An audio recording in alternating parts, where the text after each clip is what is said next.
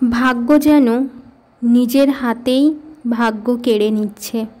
স্বপ্নগুলো যেন কাছে ডেকে দূরে সরে যাচ্ছে।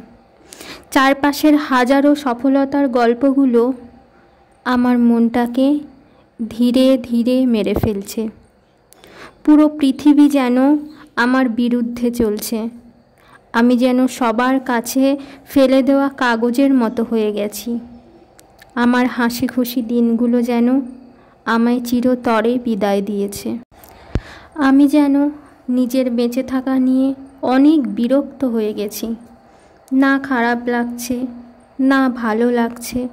অদ্ভুত এক মানুষে পরিণত হয়ে গেছি, যে মানুষের দেহ আছে, আত্মা নেই। এ যেন একটা জীবন্ত লাশ। অনেক ধরনের একাকিত্ব আমায় ঘিরে রেখেছে।